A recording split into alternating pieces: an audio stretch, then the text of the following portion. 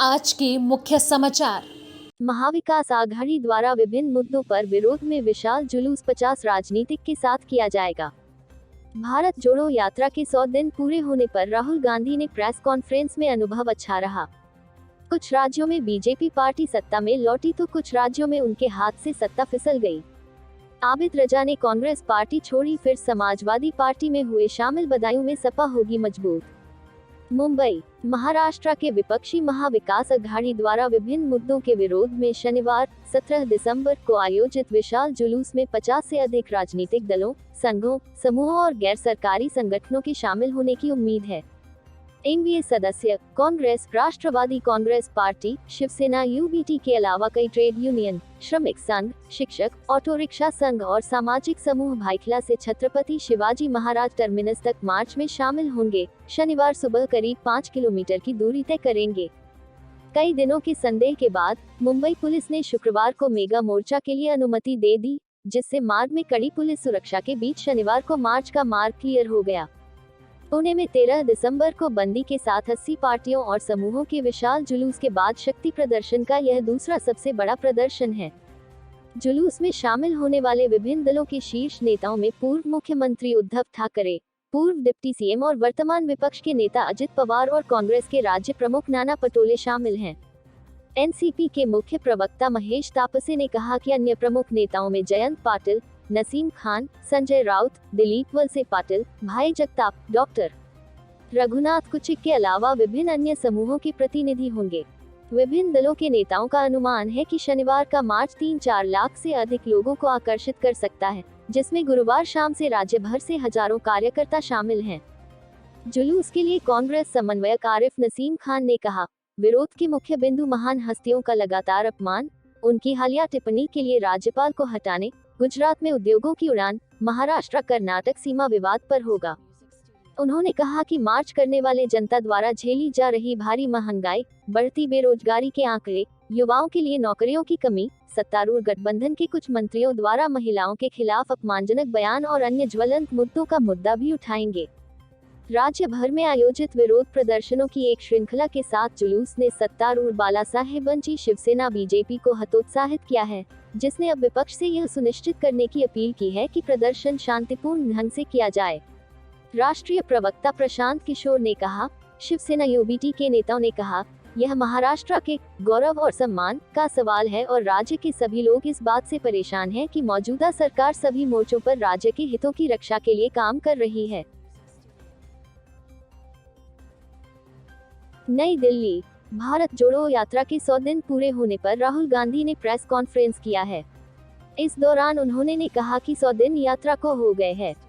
अच्छा अनुभव रहा। शुरू की यात्रा की तो दक्षिण में सफल होने की बात कही, महाराष्ट्र और हिंदी बेल्ट में सफल नहीं होगी कहा जाने लगा। लेकिन राजस्थान में भी जब से अच्छा रिसेप्शन मिला, राजस्थान तक जमीन से एक बात समझ आई कि हमारे कार्यकर्ताओं की कमी नहीं है, लोग कांग्रेस पार्टी से प्यार करते हैं। एमपी, महाराष्ट्र में जो रिस्पॉन्स मिला वह शानदार था।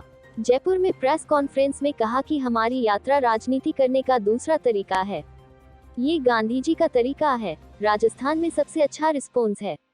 पार्टी में बयानबाजी और गुटबाजी की बात होती है। राहुल गांधी ने कहा कि हमारी पार्टी डिक्टेटरशिप की पार्टी नहीं है। हमारी पार्टी में बयानबाजी थोड़ी चर्चा होती है, जो अच्छी बात है। सिर्फ राजस्थान में ही नहीं, दूसरे राज्यों में भी चलता है। ज्यादा नुकसान नहीं होना चाहिए पार्टी को, नुकसान होता है तो हम कार्रवाई करते हैं। जनरली विचारधारा है कि पार्टी के लोग बोलना चाहे तो डराकर चुप नहीं कराते। हिमाचल प्रदेश के मुख्यमंत्री सुखविंदर सिंह सुक्खू, उप मुख्यमंत्री मुकेश अग्निहोत्री, प्रदेश अध्यक्ष प्रतिभा सिंह सहित सभी कांग्रेस विधायक आज राहुल गांधी की भारत जोड़ो यात्रा में शामिल हुए। इस दौरान राहुल गांधी के साथ मंत्रिमंडल गठन को लेकर भी चर्चा हुई। भारत जोड़ो यात्रा के आज 100 दिन पूरे हुए हैं। मुंबई, भारतीय जनता पार्टी के लिए यह साल खट्टी मीठी यादों वाला रहा है। कुछ राज्यों में पार्टी सत्ता में लौटी है तो कुछ राज्यों में उसके हाथों से सत्ता फिसल गई है। सबसे ताजा उदाहरण हिमाचल प्रदेश का है, जहां पार्टी का हर चुनाव के बाद सरकार बदलने की पंपरा बदलने का सपना चकनाचूर हो गया है। पार्टी की अभी देश के 17 राज्यों में अपनी या गठबंधन सरकारें हैं। लेकिन 13 राज्यों में उसकी विरोधी दलों की सरकारें हैं। जम्मू कश्मीर में किसी भी दल की सरकार नहीं है।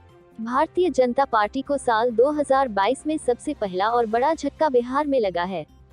अगस्त महीने में मुख्यमंत्री नीतीश कुमार की अगुवाई वाली जेडीयू भाजपा की अगुवाई वाले एनडीए गठबंधन से बाहर निकल गई और लालू यादव की अगुवाई वाली राष्ट्रीय जनता दल के साथ मिलकर सरकार बना ली। नीतीश ने जिस तेजी से बीजेपी का साथ छोड़ा, उसे संभलने का मौका भी नहीं मिला। 2020 के आखिर में हुए बिहार विधानसभा चुनाव में राज्य में एनडीए गठबंधन जीता था और बीजेपी ने ज्यादा विधायक होने के बावजूद नीतीश कुमार को गठबंधन की कमान सौंपी थी। अब बिहार विधानसभा में बीजेपी अकेली विपक्षी पार्टी है और बाकी 7 पार्टियों के महागठबंधन की सरकार चल रही है।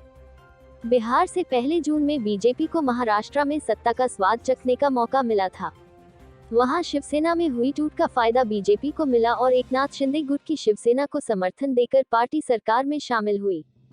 करीब 2 हफ्तों तक चली सियासी नौटंकी के बाद तत्कालीन मुख्यमंत्री उद्धव ठाकरे की अगुवाई वाले महाविकास अघाड़ी सरकार को कुर्सी छोड़ने को मजबूर होना पड़ा। वैसे 2019 में उद्धव ने ही बीजेपी की अगुवाई में गठबंधन के तहत चुनाव जीतकर कांग्रेस और एनसीपी के सहयोग से सरकार बनाया था। लेकिन करीब 2.5 साल बाद भारतीय जनता पार्टी को बाजी पलटने का अवसर मिल गया। भाजपा को इस साल एक बड़ी मायूसी हिमाचल प्रदेश से भी मिली है। यहाँ नवंबर में हुए विधानसभा चुनाव के जो परिणाम 8 दिसंबर को आए हैं, उसके बाद राज्य में 5 साल बाद कांग्रेस सत्ता पर काबिज हुई है। चुनाव से पहले भाजपा के नेता दावा कर रहे थे कि हर 5 साल में सरकार बदलने की पहाड़ की परंपरा इस बार टूट जाएगी, लेकिन यह नहीं हुआ और 68 सीटों में से 40 सीटें जीतकर कांग्रेस ने सरकार बना ली और बीजेपी 25 सीटों पर ही सिमटकर सत्ता से बाहर रह गई। बीजेपी को इस साल फरवरी-मार्च में हुए मणिपुर विधानसभा चुनाव में बड़ी सफलता मिली थी। पार्टी वहां की 60 सीटों में से 32 सीटें जीतकर पूर्ण बहुमत में आई थी। 2017 में उसके पास अपने सिर्फ 21 विधायक ही थे। इसी तरह से गोवा में भी भाजपा ने लगभग अपने दम पर सरकार बनाई और वहां जोड़ तोड़ की राजनीति को कम से कम 5 साल के लिए विराम दे दिया। इसी तरह से उत्तराखंड और उत्तर प्रदेश में भी वह भारी बहुमत के साथ सत्ता में वापस लौटी है। इन दोनों ही राज्यों में 2017 के मुकाबले 2022 के चुनाव में इसकी सीटें कम जरूर हुई, लेकिन बहुमत के लिए आवश्यक विधायकों की कोई कमी नहीं रही। 2022 के दिसंबर महीने में संपन्न हुए गुजरात विधानसभा चुनाव में बीजेपी ने इस बार अब तक का सारा रिकॉर्ड तोड़ दिया है। वह 27 वर्षों से वहां सरकार में रहने के बावजूद 182 में से 156 सीटें जीतकर राज्य में जीतने का सारा रिकॉर्ड पीछे छोड़ दिया है। भाजपा के लिए यह साल अगर बुरी यादों का साल भी रहा है, तो गुजरात की जीत इतनी ऐतिहासिक है कि इससे चुनाव विज्ञान के विद्यार्थियों के लिए एक रिसर्च का विषय मिल गया है।